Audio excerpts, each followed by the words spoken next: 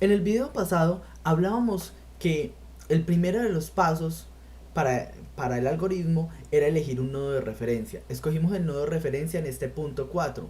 Nosotros vamos a hacer el segundo paso. En el segundo paso, primero que todo, tenemos que elegir arbitrariamente los sentidos de las corrientes en los elementos pasivos.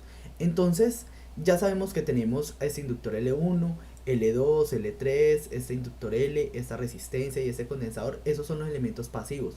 Ahora, miremos un poco más detalladamente esto. Asumámosle un sentido de corriente a cada uno de esos inductores. Por ejemplo, voy a decir que por acá va una corriente I1 en este sentido. ¿Que por qué en ese sentido? Porque yo quiero. Voy a colocar por acá una corriente I2. Voy a colocar por acá en este sentido una corriente I3. Voy a colocar por acá en este sentido una corriente I4. Voy a colocar en este una corriente I5. Y voy a colocar en este sentido una corriente I6. ¿Que por qué la escogí así? Porque yo quiero, porque lo puedo escoger en el sentido que yo desee. Listo. Ya al tener las corrientes, entonces nos dice plantear las ecuaciones primitivas para los elementos, planteando la corriente en función de las tensiones de nodo. Entonces vamos a plantear esas corrientes en función de las tensiones. Vamos a plantear primero las corrientes de I1, I2 e I3, que son de estos elementos pasivos que son los inductores acoplados. Nosotros sabemos que la corriente I1, la corriente I2 y la corriente I3 por los inductores acoplados va a ser igual a sus condiciones iniciales para la corriente I1 de 0, I2 de 0 e I3 de 0. Esas son las condiciones iniciales más el L, que es la matriz inversa. Recuerden que esto es la matriz inversa de los inductores acoplados. Ya sabemos que acá en la diagonal va a estar L1, L2 y L3 positivos. Y nos falta determinar los signos de M12. Ahora miremos el elemento acoplado L1 y elemento acoplado 2. Miren que por acá la corriente 1 que nosotros asumimos está entrando por terminal no marcado. Y por acá esta corriente I2 entra por terminal marcado. Entonces por ende esta M12 es negativa. Y como esto es simétrico, entonces M21, qué pena, acá es M21, entonces también es negativa.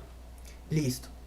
Ahora miremos esta corriente para estos inductores acoplados. Entonces por aquí entra por la marca y por aquí entra por no marcado. Entonces el M13 es también negativo. Menos M13 menos M13. Bueno, M31. Se me olvida. Listo. M31 y aquí colocamos 0 y aquí colocamos 0. Y esto, recuerden, va por la integral de 0 hasta t de los voltajes aplicados en los inductores.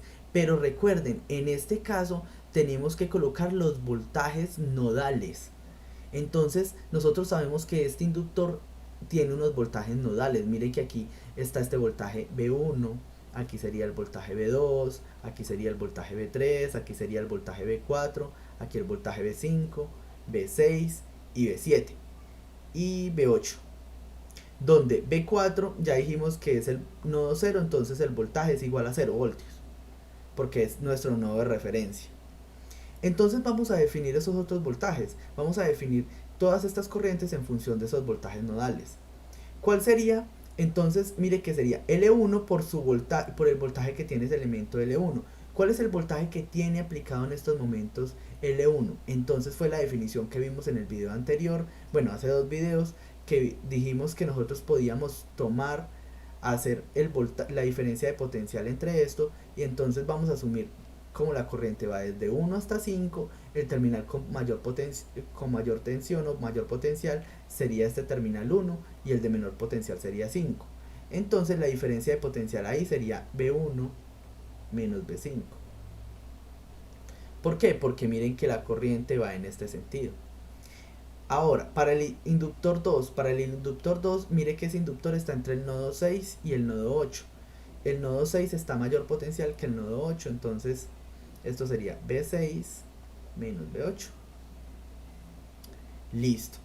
Segundo inductor. Para el tercer inductor, miren que la corriente va desde el nodo 6 hasta el nodo 1. Entonces sería B6 menos B1.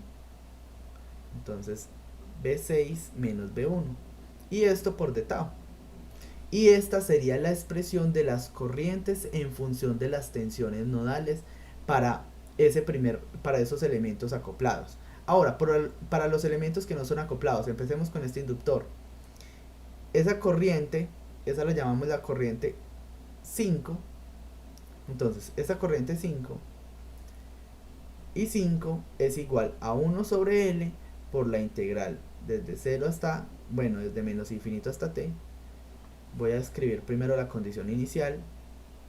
Entonces sería la corriente 5 de 0 más 1 sobre L por la integral de 0 hasta t de el voltaje, de la diferencia de voltajes nodales. ¿Y cuál es la diferencia de voltajes nodales? Mire que esta corriente va desde 3 hasta 4. Entonces sería B3 menos B4. Pero B4 es igual a 0. Entonces en ese caso sería B3 menos B4, pero B4 es 0. Entonces sería B3. Entonces B3 de tau. Y esta sería la expresión para I5. Ahora, la expresión para I4 sería la corriente que va por esta resistencia.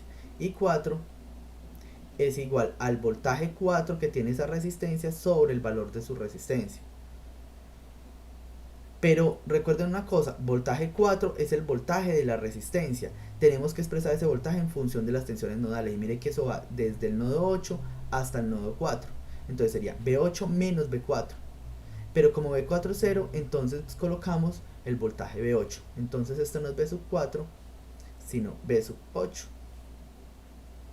B sub 8 porque es la tensión nodal. La tensión nodal que sería este nodo menos este nodo, el voltaje B8 menos el voltaje B4, para que la corriente vaya en ese sentido. Y listo, nos falta solo uno, nos falta solo la corriente I6. La corriente I6 es igual al voltaje, bueno, AC por la derivada de la diferencia de potencial. ¿Cuáles son la diferencia de potencial ahí? Tenemos que la corriente va desde el nodo 7 hasta el nodo 6, entonces sería B7 menos B6. Entonces aquí sería B7 menos B6. Y estas sería el conjunto de ecuaciones primitivas que describen las corrientes en función de las tensiones nodales.